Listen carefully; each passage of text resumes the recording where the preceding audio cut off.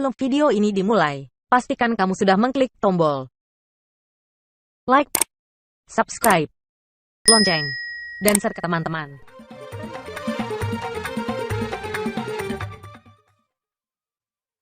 Pertamanya adalah samparonoan bilangan Ramadan engkau dulu baru barayo. Bahas samparonoa itu ada Ramadan kau bilangannya 29. Ndak nampak hilal cukuian 30 lah. Beko antara 29 Bapak Ibu ke 30 batang kanan galak sianan galak orang ndak puasa. Nan galak sia 3 hari puasa 3 hari ndak kalamak DWE je puasa atau nan galak mencelik kita besok. Tapi kalau dia dalam hisab dan ruqyah tersebut kita saling menghargai, ndak terjadi perpecahan, insyaallah awak indah Bapak Ibu. Makanya dari itulah Bapak Ibu kok ada nan 29 kok nyampang di tanggal 9 balik itu besok nampak hilal, itulah Ramadan. Ramadan manyok 29, Ramadan manyok 30, Ramadan ndak 31, Ramadan ndak 28. Bapak Ibu sidang jemaah subuh yang dirahmati Allah, mari kita ambil landasannya bahwasanya menyempurnakan dari bilangan Ramadan ini merupakan suruhan Allah. Jangan dojo di antara kita yang brutal untuk tidak puasa Bapak Ibu. Ayang brutal itu tuh dicalik dari alasan syar'i nak do mambulihannya ndak untuk ndak puasa. Tak kerja bare indak, padusinan sedang haid indak, kete inyo indaknya lah gaek Bapak Ibu. Ayang apa sakit indaknya sehat bakat tuntang. Tapi ndak do marasonya bersalah atau berdosa marokok atau minum di siang hari Bapak Ibu, itu brutal namanya itu. Untuk itulah Bapak Ibu jangan jatuh jauh di antara kita. Mari kita taubatan nasuha, tubu ilallah, kembali kita kepada Allah Bapak Ibu. Insyaallah kampuang lako jauh dari mara bahaya. Tapi kalau lah nak do wayak muruna bil ma'ruf, nak do lah menyuruh kana elok lain, nak ada mencegah kanan mungkar, siap-siap je lah tuh. Kalau kita ibaratkan suatu musibah Bapak Ibu, karena ciek nan babuek, karena isadoe, itu gunanya di Allah wa ya'muruna bil ma'ruf, suruh, cegah, suruh kepada yang baik, cegah dari yang mungkar. Kalau nak mampu bibir kita berkata lain, itulah yang disebut Bapak Ibu pembiaran yang terjadi, yang insya Allah tinggal menunggu waktu musibah di gitu artinya. Tapi kalau lihat menyuruh ke yang ma'ruf, apa tadi Bapak Ibu menyamparonoan bilangan Ramadan dengan ada alasannya. Kalau kita untuk nak puasa ada alasan syar'i, hanya tuh sakit yang tak memungkinkan kita puasa, perjalanan jauh, padusinan sedang haid, dan berbagai macam alasan syar'inya yang membolehkan. Yang nak membolehkan jadi kerajaan. Ramadan lah membuktikan kepada kita bahwasanya manfaatnya sangat luar biasa. Nah hanya kita itu Bapak Ibu, orang non muslim pun marasuan pula. Kita kinilah Allah mada kita Bapak Ibu, madanya dari rasa lapar dan haus itu sudah biasa, sehingga timbullah energi-energi baik dari tubuh kita. Salah satunya menghilangkan sel-sel kanker kalau ada di badan awak. Hanya lain yang kita dari sel-sel yang kulit mati tadi hilang Bapak Ibu. Awet muda orang puasa tu, anak kena mohon kita tu. Awet muda terjauh atau terhindar dari sel-sel kanker. Kenapa? Karena sel lapar tadinya mengganas Bapak Ibu, dicarinya ada yang sel kanker dimakannya tuh. Apa di waktu kapan? Di waktu orang berpuasa. Nah inilah waktunya Bapak Ibu. Semoga momen Ramadan bisa menjadikan kita lebih sehat, mengambil manfaat-manfaatnya. Tapi yo harus baik buati gitu sakete. Ramadan lah mulai bakamih. Ramadan lah mulai kabarangke. Setuju bahwa ya harus lapihan Ramadan sabale bulan lain mako kabasobok Bapak Ibu. Sudah tuh banyak lain walitukabbirullah. Mana tuh bertakbir agungkan Allah. Kapan? Idul Fitri. Kapan dia tuh? Apa bukti tindakan nyata kita? Kita bertakbir dengan menyebut asma Allah. Di sana hanya Allah yang besar.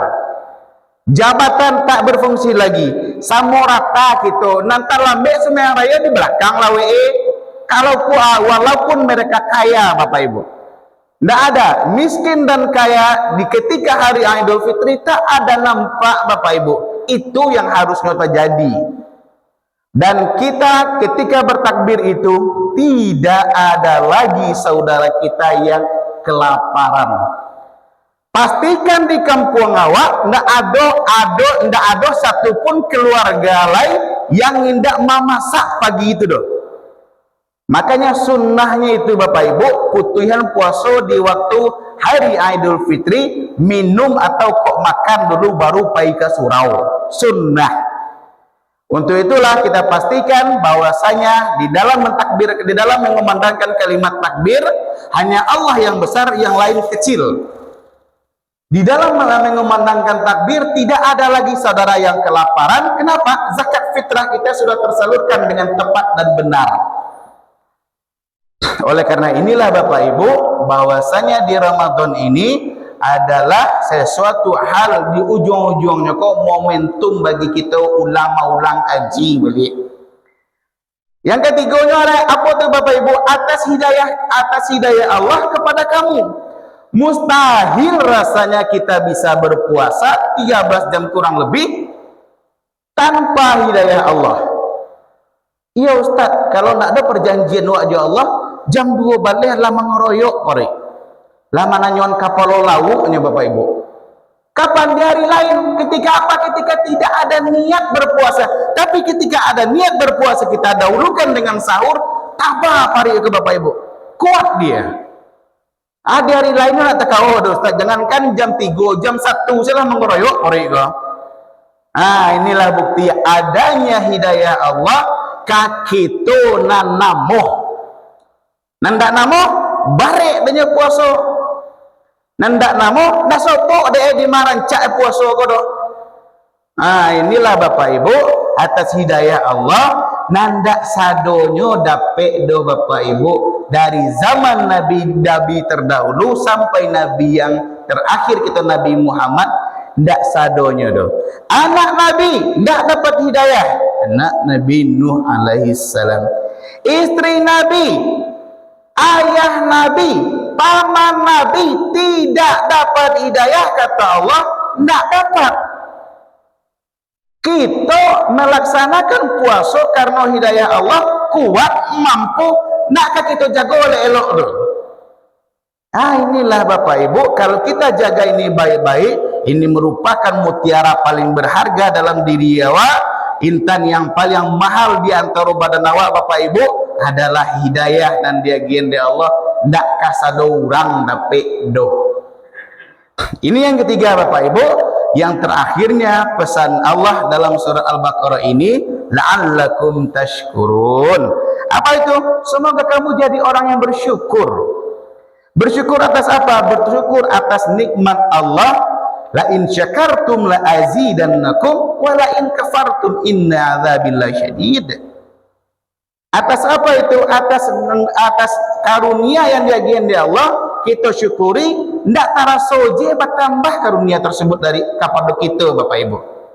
Dan apabila kita ingkari, perlahan tapi pasti sampai dalam nikmat atau dalam karunia dan diagiannya di Allah ke awak Bapak Ibu.